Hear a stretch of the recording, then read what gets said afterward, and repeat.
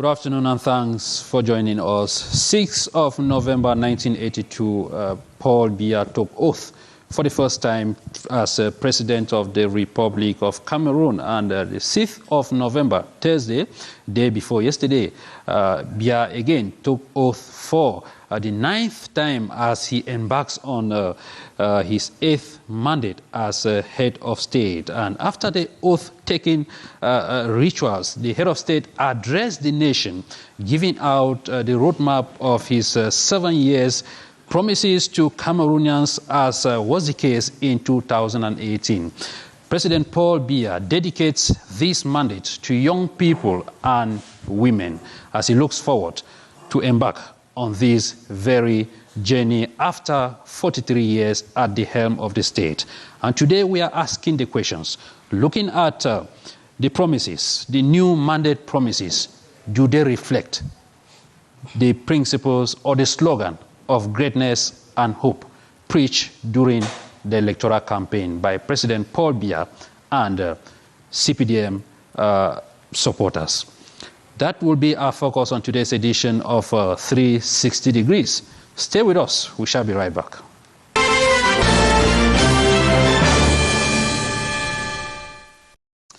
Yeah, welcome back.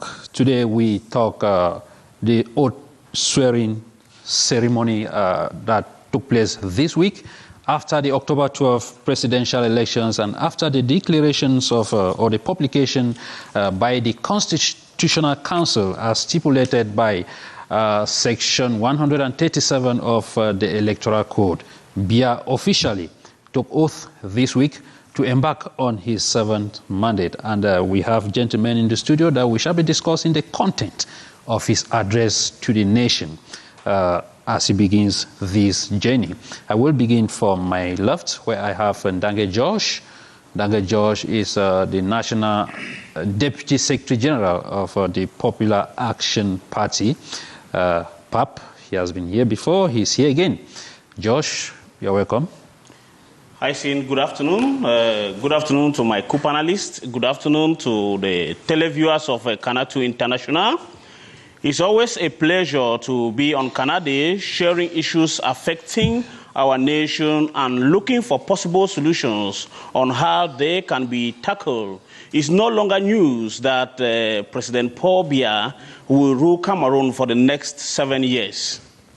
Thank you so much. It's no longer news. That is why they say the way forward is forward, because like President Paul Biya said, time for elections is over. It's time for action. And he came all the way from Bamenda.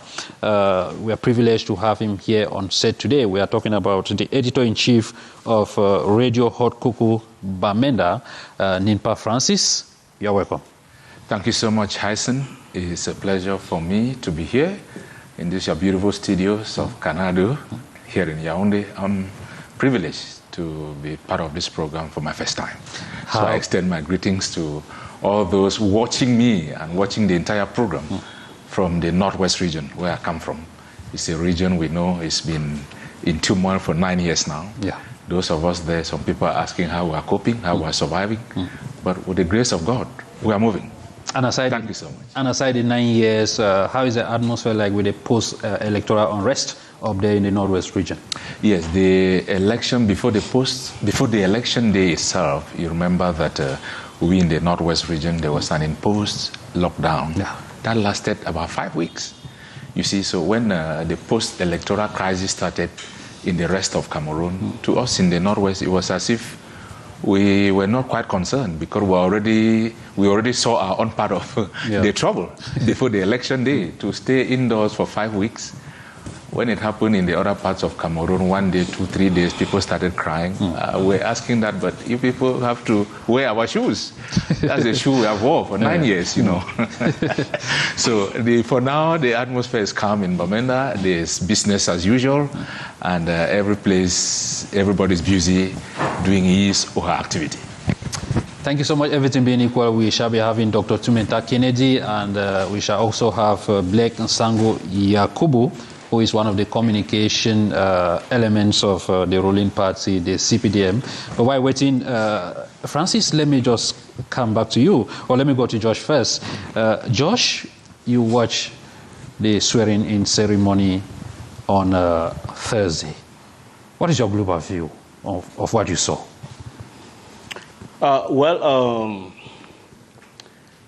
We've seen the swearing-in of His Excellency President Paul Biya, but this time around, I will talk about the attendance. We used to see foreign presidents, diplomat. It's usually a wonderful occasion, but this time around, I witnessed the absence of so many head of state and diplomats who were not present. And another thing that many were equally there. Another thing that caught my attention was his speech. His speech was more like the speech of 2018. We shall get to the just like we shall get to the speech. And paste we shall get to the speech, Josh. The ceremony itself. I want us to look at the ceremony itself before we shall get to the content of the speech. Well, there was nothing so particular about the ceremony. We've witnessed President Paul Biya being sworn in for the past. This is the 8th time he's been sworn in. I mean, the 9th time. There is nothing spectacular that I witnessed about it. My expectation was based on his speech and how he is ready to tackle the situation of the country. Okay.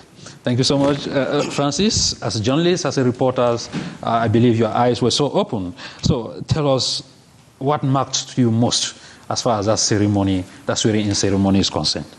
Thank you. I was actually there live. I'm not narrating a story I heard from somebody. I was there and I felt so happy. It was my first time as a reporter to be covering a swearing-in ceremony of the head of state. So the environment to me was well made, good decor. The National Assembly, the Paul Biya Glass House.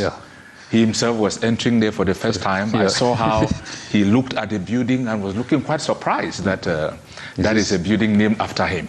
So to me, that's the color of the ceremony. And I was able to identify some of the presidential aspirants who were also present at the ceremony. I could identify O.C. Joshua of the SDF, Cabral Libi of the PCRN. I saw Serge Espoir Matumba of PUS. I saw Dr. Bouga Jacques of the MCNC. So this to me was a representation. Though there were 11 of them, if 4 were present, it means that we had about 6 who were absent. For reasons we cannot explain here. But generally, as you talk of the swearing-in ceremony, to me it was good. I saw the environment that was good. And the fact that the president, his vehicle, drove him right at the entrance of the National Assembly. That gave me the impression that, like people say, that he's old. Maybe they were afraid that he would not be able to walk that distance from the main entrance of the National Assembly right to the inner, to the hemicycle. Because his vehicle actually went right too close. Even we didn't see when he came out, we only saw when he was entering the... Those of us who were watching somewhere with giant screens. So to me, generally, the swearing-in that's a picture I can paint. Okay, Francis. Let's welcome Dr. Tumeta Kennedy, who is a senior economist. He's been here before and he's here again. Dogware, it is always a privilege to have you on this set with your great inputs. Welcome. Thank you very much. It's always a privilege to be here, and I'm happy sharing with the co-panelists, discussing on very important topics. I'm happy to see my brother that came from Bamenda with hot cocoa. I mean, educating, sensitizing our populations. And I'm happy that we can share our insights. And thank you. Looking forward to a great exchange and learning from one another. Yes, before we get into the crux of the matter, maybe just your own view on the swearing-in ceremony. Well, business as usual.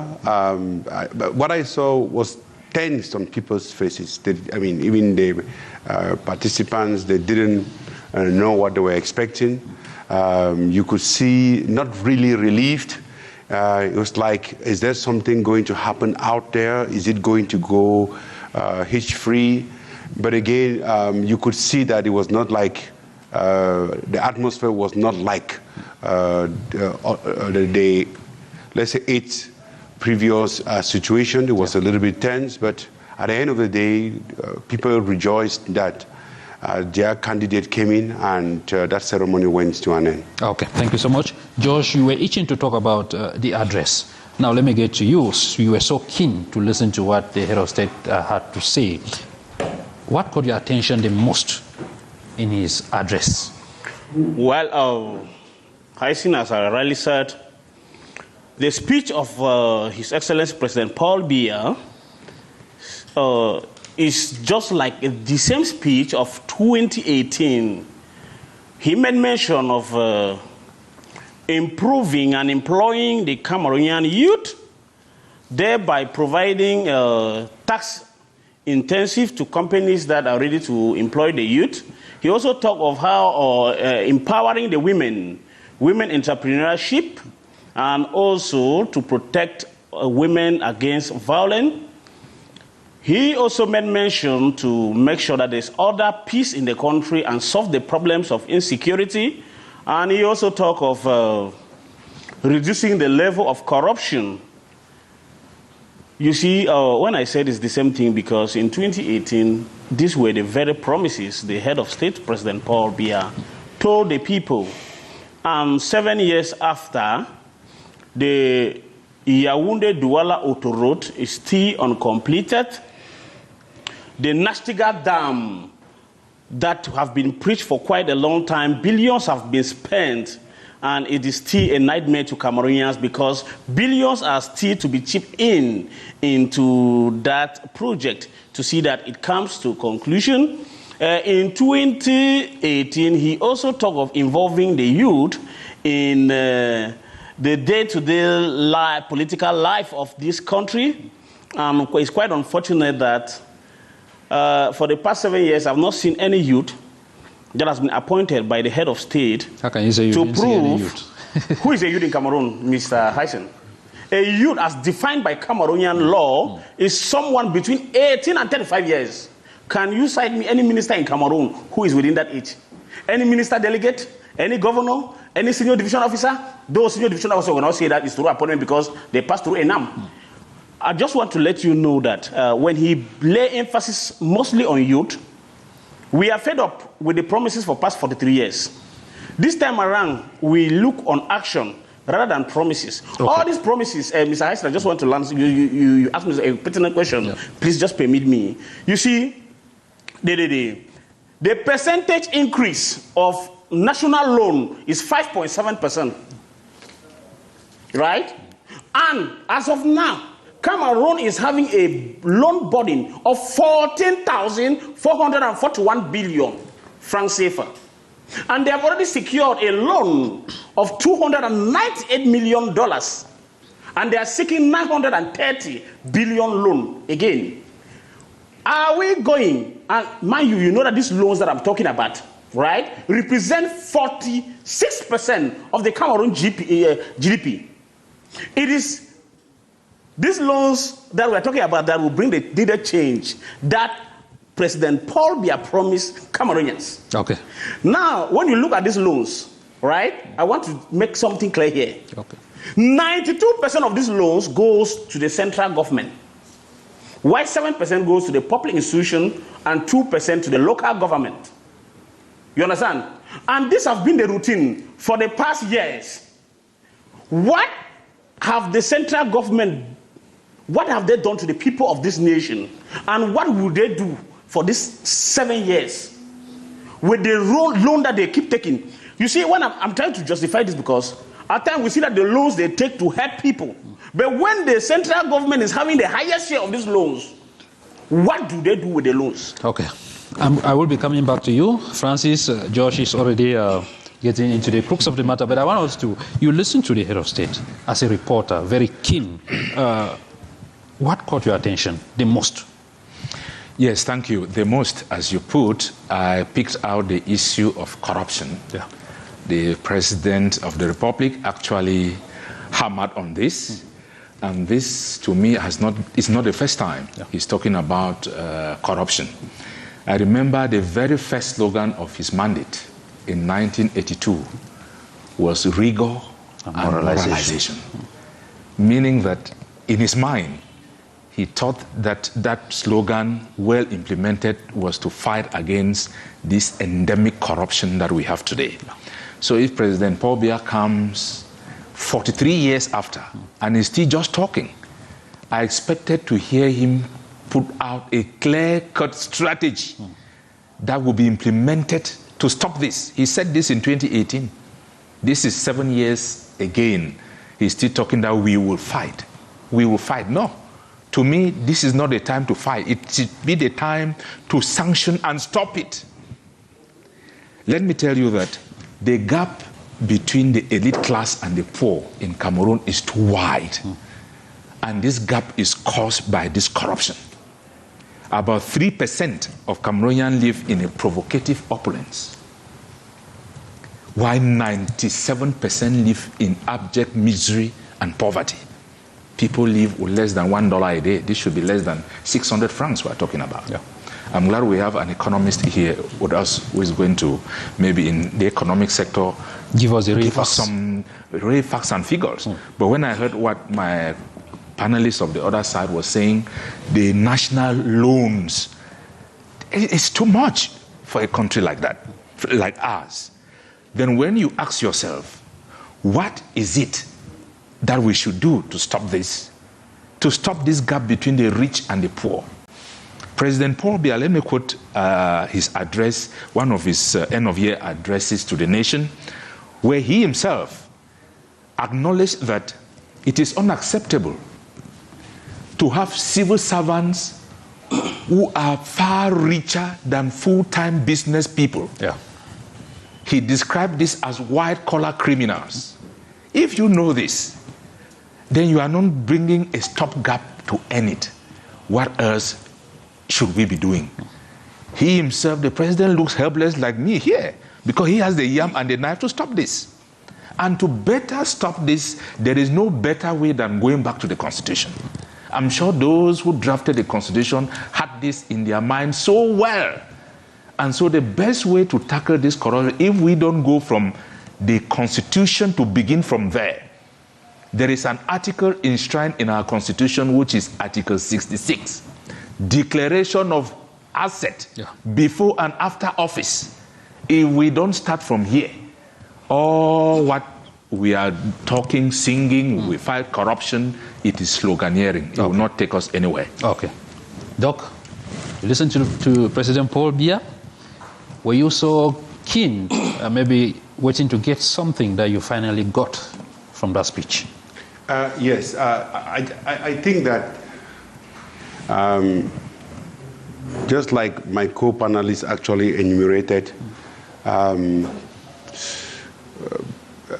I could say that he pinpointed one of the fundamental problems of our economy, which is the burden of youth and women. But as they rightly said, it's a continuous, for the past 14 years, it's a recurring topic. For example, in 2014, 2011, 2023, 2024, I just give a quote, I will continue to stand by your side, youth and women. Yeah. In 2023, I will continue to devote all my energy to this.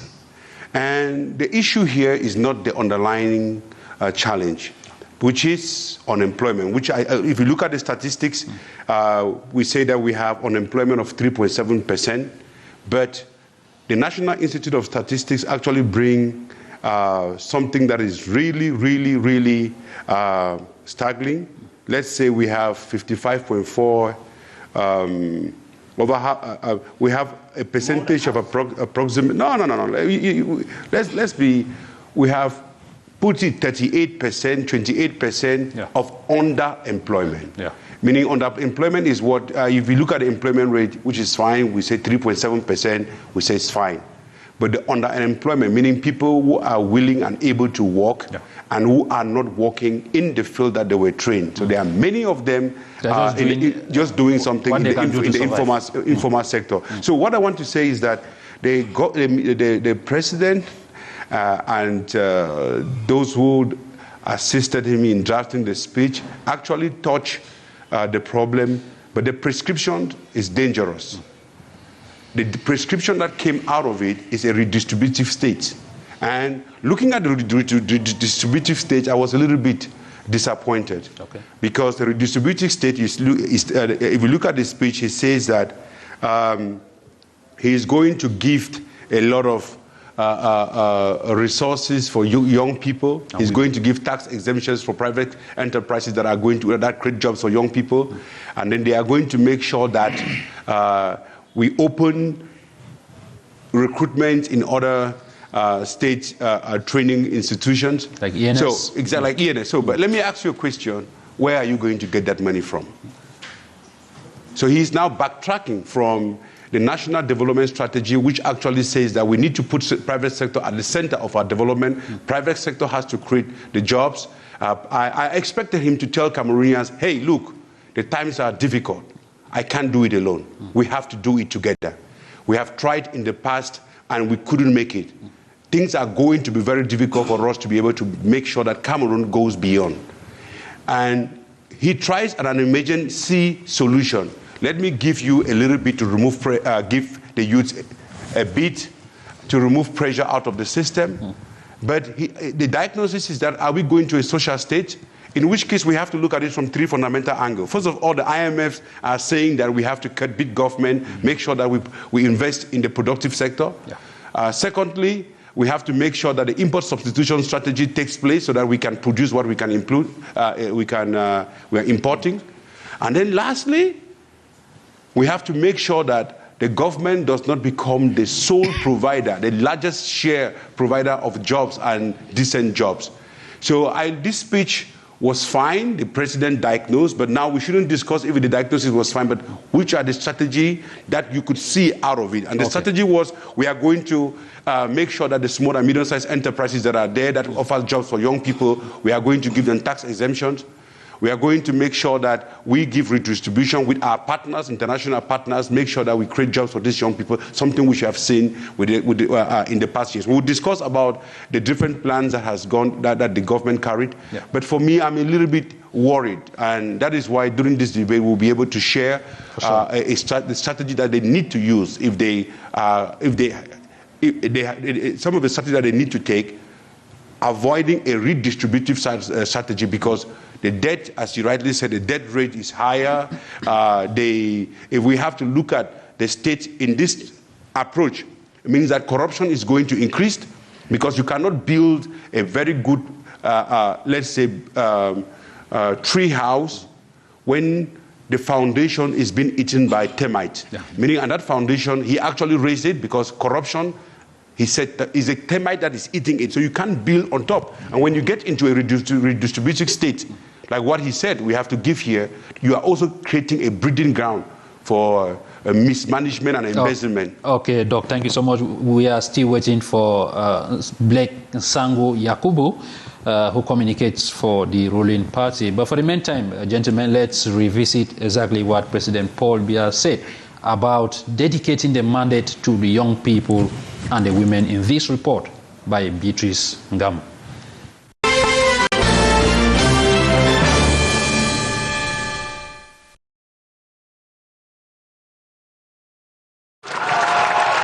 I do so swear. One of the main objectives in the new 7-year term of President Paul Biya is to promote empowerment and best protection of youths and women. Paul Biya outlined ongoing efforts in that light, like construction of schools and university structures, promotion of youth education, professionalization of teaching. The head of state reassured them these efforts will be intensified to their benefit. I've just ordered the resumption of doctoral studies in universities. During this academic year, I've also decided to relaunch the entrance competitive examinations to higher teachers training colleges. I plan to implement from the first month of this mandate a special plan to promote youth employment. saluted as encouraging words to these groups, who represent a great chunk of the population and whose plight he knows so well. He knows the youths are suffering. He knows the women are pushed behind. He has sent a hand of fellowship to raise the Cameroonian women up and to help the youths so that they should empower and they should be financially independent. He gave an answer and response to the problem of our society. For women and for youth, we know that we are the priority of this mandate. By the end of the day, all youth after school, through professionalization, will see their program financed. To ensure its effective implementation, he says he will extend support to private enterprises to help the youths and reinforce youth accompanying mechanisms in the conception, implementation, and financing of their projects. Paul Biya was speaking after his swearing-in ceremony this November 6, 2025 at the National Assembly, acknowledging he has heard the plights, frustrations, grievances of Cameroonians at home and abroad, and is ready to, together, implement accompanying measures and solutions.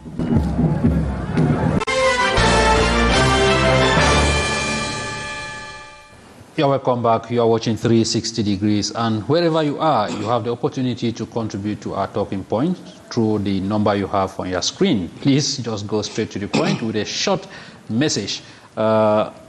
Josh, it is true, the head of state has repeatedly, like Doug was saying, talked about the young people. I am beside you, I am behind you, I'll always be with you. But then he has never dedicated a mandate to the young people. Don't you think this time around he means a little bit of business? Well, Hyncenth, you know, one thing is clear. When you are used to an individual, I'm not referring to the head of state. Okay. This is just an aside. Okay. When you are used to an individual who always give you failed promises, will you ever believe in any promise coming from such an individual? Now, coming back to the head of state, he said he has dedicated his mandate to the youth.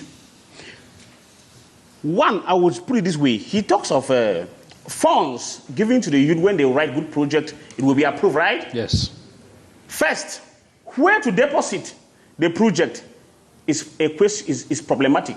Where are you going to deposit the project? Two, what are the procedures used to approve a project?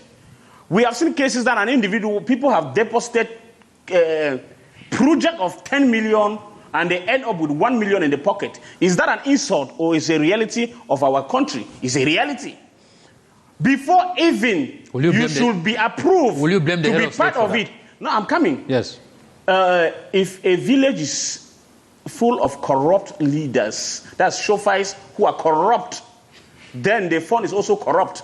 One thing, let me tell you something. The head of state has said he has been fighting corruption. Question that I want to ask you is that we have already ministers in prison in Kondingi who have embezzled billions. Where are the billions? Have they taken it back and put to the state coffers? If they have taken it back and put to the state coffers, what have they done with that, with the billions to satisfy the common man, to satisfy Cameroonians as whole? That's the question.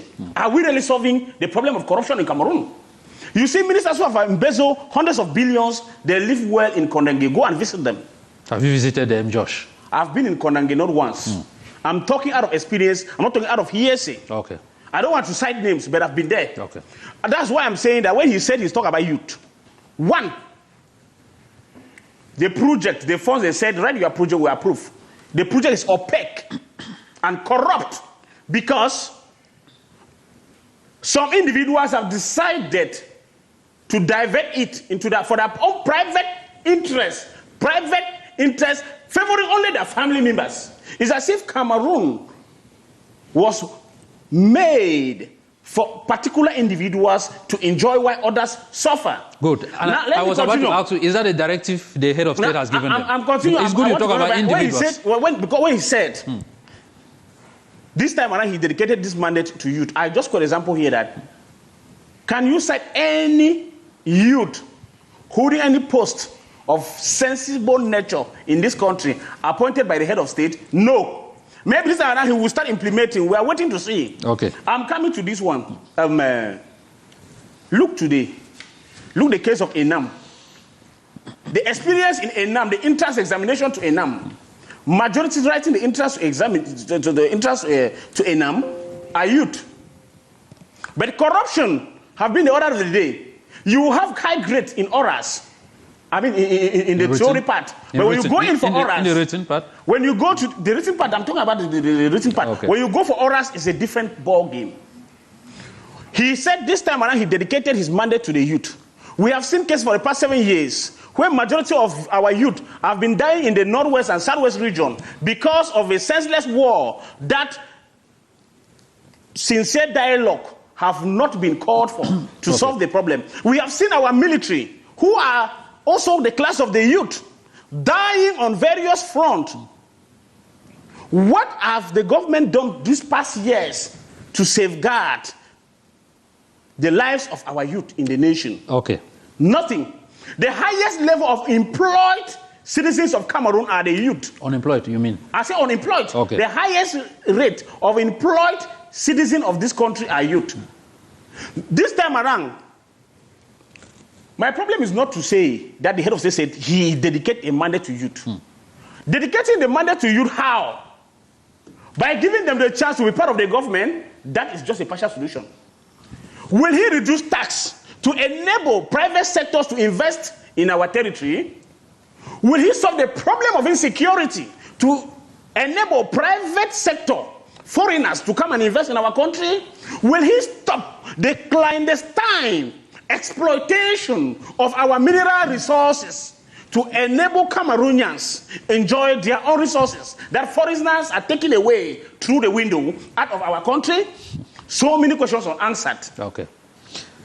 Francis, the head of state promised to relaunch Higher Economal, to reopen the PhD program that was paused. Are these solutions like to go in the same light of empowering the young people? Does it suffice to reopen ENS or to reopen the PhD program, that after that we shall see PhD holders becoming laughing stocks on the street? Yes, thank you, Hyncenth. Just a quick reaction from George, my other panelist, on the youth. That to me, you see, when he says he's focusing on the youth, the first example I want to see, it will be by his new government that is about. He will form the government in the coming days. Okay. Because he can't be saying he's focusing his interest on the youth. He himself is an old man. And the new government will tell us actually whether he means business to focus his attention with the youth. Thank God Cavaillé gave him a pen already to sign a new government. So, of course, that was at the National Assembly during the swearing in. Because when you look at the present government now, like my co-panelists of the other side said, there is no youth there if we go by the youth definition of Cameroon, 18 to 35. Yeah. A lot of them are above 50, 60, and getting older. If you have the president of the National Assembly, he's been the speaker as old as the president has also been the president of the republic. You have at the Senate, these are very old people. You got at the Economic and Social Council, Ayang Luke, may his soul rest in peace. He spent almost 42 years at the Economic and Social Council. When you keep one and the same people in a position for this long, and you say you want to give an attention to the youth, show it by example now. Your new government is coming. Parliamentary elections are coming in 2026. Let us see whether those old people will be invested again by the party to stand election against the young people in that constituency. And you will realize that what has happened in Cameroon after this election and the post-election violence that we have had is mainly orchestrated by young people who are frustrated, who are very frustrated of the system, because they don't think that they have a say there. These are the facts of what went wrong with the post-election violence that we got all across the nation. This country does not belong to a group of one entity. It's our country, all of us. So if the president is giving it to paying attention to the youth, that is fine. Now, coming back to the relaunching Economal and opening PhD, like you said, to me, that is not the problem Cameroonians really face now.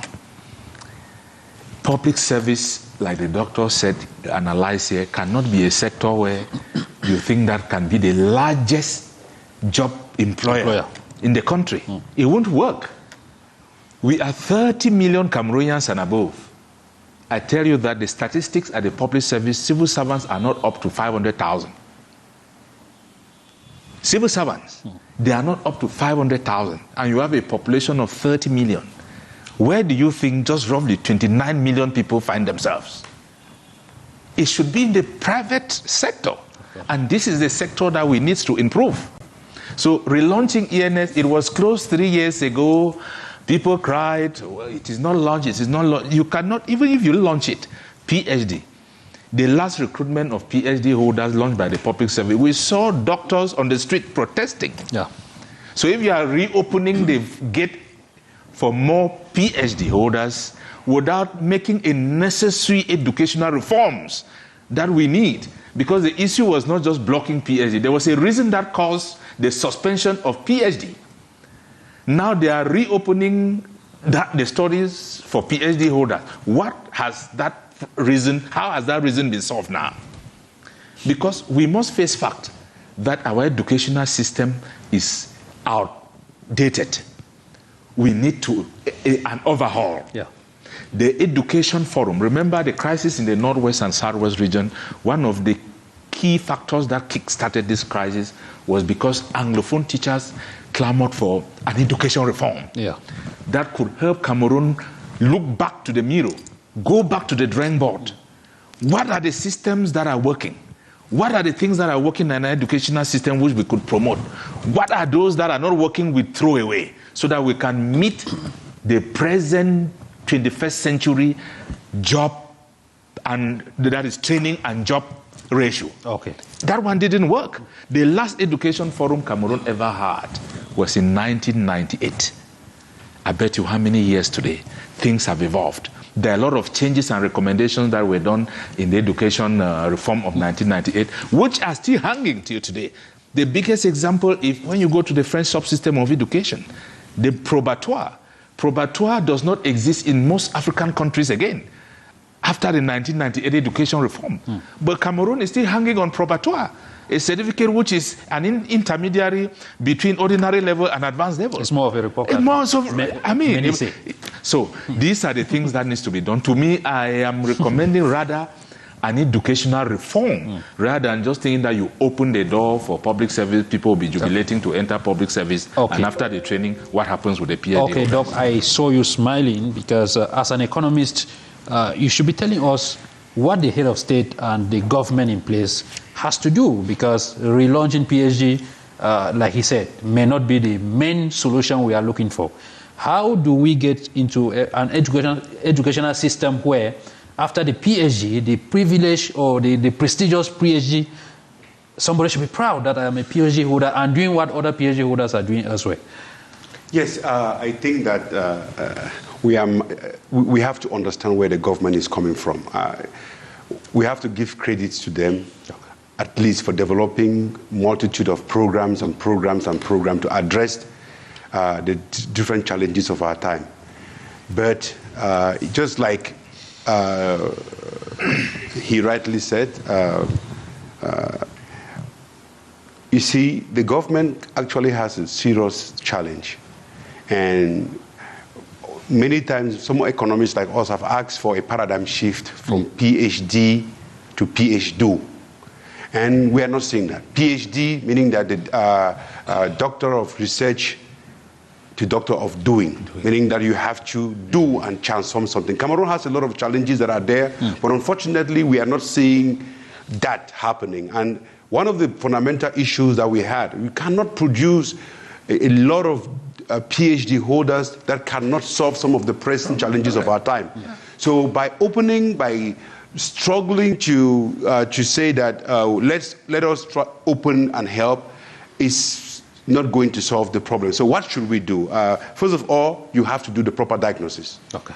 So if you look at, and I believe that the government is struggling to come up with emergency solution, which is not bad, because if the government accept that we are already at emergency wards, meaning that we need emergency solutions, but after emergency solutions, we need sustainable solutions. That is why issues like opening ENS, opening PhD, those are emergency solutions to get the air, reduce the pressure in the unemployment basket. But what are they supposed to do? We need to make sure we have a shift from a redistributive model, because it's a redistribution, open, give, reward, which is fine for emergency, because we are already suffering, but that cannot solve the problem. We need for Cameroon, we need an integrated solution. And integrated solutions calls for, just like what he was saying, we are already using AI. We are in the AI generation. Yeah. We have the African continental free trade around us. We have trade liberalization. The government have signed a lot of partnership. We have seen that the global supply chain is changing. So what are we supposed to do? Are we supposed to take redistribution as a fundamental strategy? All of these strategies are not tied with the National Development Strategy 2020-2030 and the import substitution strategy. So what we need to do is that instead of just making sure that the private sectors offer tax breaks and so on, we need to make sure that we build a new competitive private sector designed within the framework of the African continental free trade. And this, to do that, the government needs to get back into a specificity of Cameroon. My brother, look, the towns and cities of Cameroon are overcrowded, but we have spaces in our villages. Yeah. And what China did, which we have to borrow, is that what fuels China's industrializations are the rural enterprises, rural economic zones, rural competitive zones. Just imagine they get to your village. They create a space where electricity are. You have access to electricity, water, technology, support systems in your village. And the young people who study here goes back to the village, produce, transform, and then these things get into the value chain and cluster that fits the economy. That is what is so important to change the fundamental part. The second thing is what is called the new generation special economic zones. If you look at what the government did recently, they signed a strategic partnership with the Port Authority of Kribi, with Indian conglomerate to create special economic zones. And it was hailed by everybody. Oh, we have special economic zones where companies can get tax exemption and produce in Kribi. No. We need a new generation special economic zone where in those zones, any young person who can dream, who dreams and has prototype can get there, have access to machinery, technology, produce, and it is being exported. Women could get to that same space, meaning that as we create special economic zones, we need to make sure that we create opportunities for them. And let me say, we need to integrate youth and women into the engine of rural competitive zones. We need to inject them. So look, let's look at these statistics, because I think that the government is right by saying, I have to give the mandate. But that is what, but the how is the issue. Yeah. The mandate shows that we have approximately 89% of most of our activities taking place, what? In the informal sector. And you find women and youth, they're that underemployed, 89%. The Ministry of Small and Medium-Sized Enterprises showed that approximately 98.2% are very small enterprises in the small and medium-sized basket. 98.2%, meaning that the percentage in the of large enterprises are very small. So Hyncenth, let me learn by saying that in the National Development Strategy, you could find approximately 8 times that speaks about a unique vehicle, which is national champions. Where are the Dangote of Cameroon that are going to create jobs, build stronger enterprises that are going to be very competitive? That is what we expect from the government or the policies makers, that they should create big push program. We don't need small massaging programs. Cameroonians do not need that. And that's where if the government come out with big push programs, construct our infrastructure, redefine our infrastructure so that they can take into consideration 21st century's recommendation like AI. AI and robotics are there to stay. Our educational system need to change. We need to be able to allow kids to use AI in school because the jobs of tomorrow require AI. We can't tell them that AI is bad. AI is bad. I'm just from Kazakhstan, as you know. Yeah. And what we discovered there is that the degree of investment in technology, AI, robotics, in educational systems is obligatory. Teachers are being trained to use it. So we need to make sure that we do an overhaul of our educational system. Who are those who are going to let's process our woods? Who are those who are going to build the dams? Who are those who are going to transform our produce? Who are those who are going to send our own satellite to the space? We need a Cameroon satellite because with Starlink and all the other equipment that are there, we need to send our satellite. And Gabon is on the way sending its satellite. Other countries have sent their satellite, Ghana and the rest. Ethiopia is also there to send their satellite. Cameroonians work in NASA, send satellite, but not satellites for Cameroon. So I believe that our educational system has to require an overhaul. But as you said, we need a graduation model. But most especially, Hyncenth, I know the government should not use this mandate to reward political affiliate. Okay. They have to stop. It's the time for rewarding political affiliate is over. Okay. They need to get the best outsiders, best Africans, best Cameroonians, get the best to come and create the fundamentals so that we can transform our economy.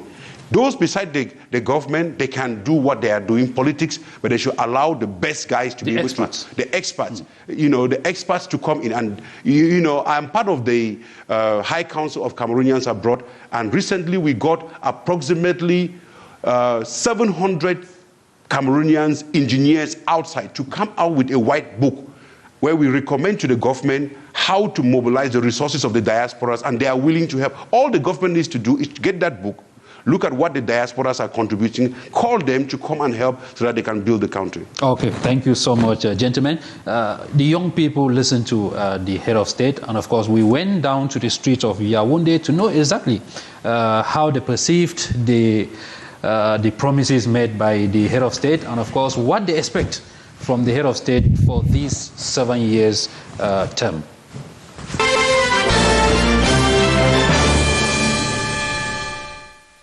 As the re-elected President Paul Biya took oath on November 6, 2025, to pilot the affairs of the nation again for the next 7 years, the young people listened to his roadmap address keenly, especially on what directly concerns them. What I retain is that the head of state said this is 7 mandate. He's going to focus mostly on the youth, to build the youth, because the youth are the builders of the country.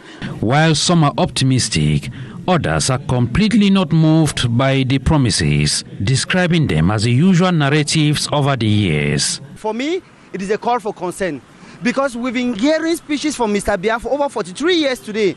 You are talking about dedicating time to young people. What are the problems of young people in Cameroon? We saw the electoral violence. It was young people that were in front. Young people are jobless.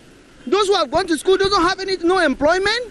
Now, for you to be able to employ young people, you need good roads. But as youths, they all have varied expectations from the head of state as he embarks on this mandate of hope and greatness. Improve employment, because like me, I'm in MSP1. When I will finish, I want to work, but there's no employment in our country, so that's why some people are just struggling to go out. Ce que moi j'attends du président de la République, c'est de créer des opportunités pour des jeunes entrepreneurs, parce que actuellement tout est un peu compliqué pour nous, les jeunes entrepreneurs qui débutons, sans financement, sans accompagnement, et même parfois quand vous pouvez vous postuler pour avoir des financements et tout, ça coince. This is not a mandate for promises anymore. This is a mandate for concrete actions. So that is why I'm proposing this to you. Make sure, Mr. Biya, make sure that you lower fuel prices, because when you lower fuel prices, it's going to touch all the sectors, even employment for young people. Mr. Biya, go ahead to resolve the Anglophone crisis. When you resolve the Anglophone crisis, the economic situation that is battling the Northwest and Southwest will come in a long way to reinforce. It should really be a war that will take action effectively. We want a Cameroon where there will be change, where we'll see growth. We don't want a Cameroon that will remain the same. We don't want Cameroon that will just be normal as it has always been. We want change, that mentality of change, bringing the change to the young people, integrating even the young people to also be the object of this change that they want in the nation. The youth expectations are therefore huge, with all eyes on the father of the nation to provide suitable solutions and render them useful and productive, both for themselves and the country.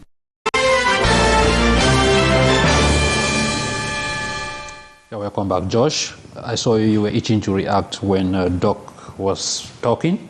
You just listen to the young people, what they expect from President Paul Biya as he embarks on this 7 years mandate. Your reaction? Well,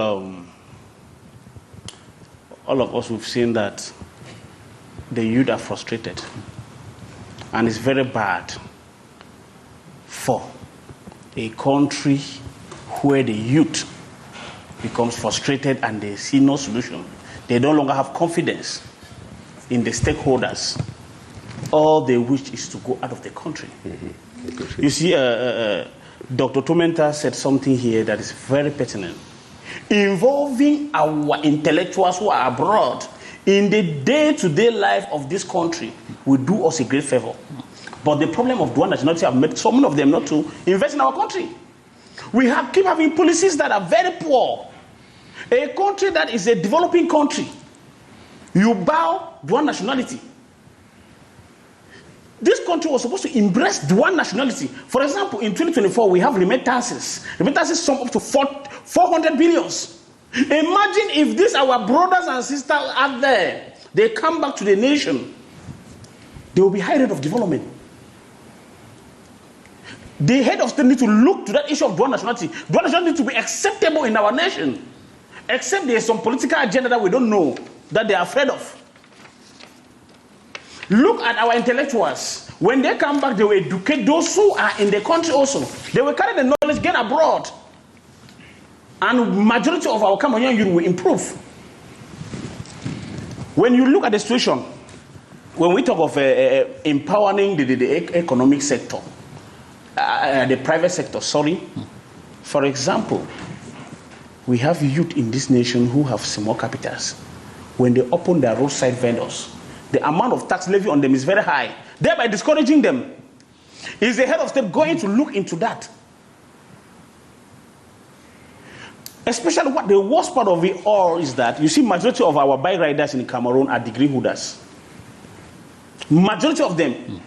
Get in contact with them and you discover that. And they cannot even ride the bikes freely because of what? The cumbersome nature of our taxes. You said the situation as we talk, the situation as of now has aggravated to a level where we no longer need promises, we need better action. And that action, we have professors of conflict resolution, and we have been having continuous conflict in the northwest and southwest region. We then ask ourselves, are these professors competent enough to solve the crisis, or they are not given the chance to solve the crisis? The reason why, as the doctor said here, you try to learn, please. The reason why we are saying that the head of state should include or involve people who have the technical know-how to solve our economic problem, our social problem, so that we can have a better nation, not a nation that is plagued with high level of corruption. Okay. Not a nation that people who preach unity are the same people who preach disunity in implementing the laws of the country. Okay, Josh, I will come back to you, gentlemen. Just permit me. Let us just take this report on the presidential, the engagement of the head of state to resolve the different insecurity issues that we have in this country, as done for us by Ate Bonaventure.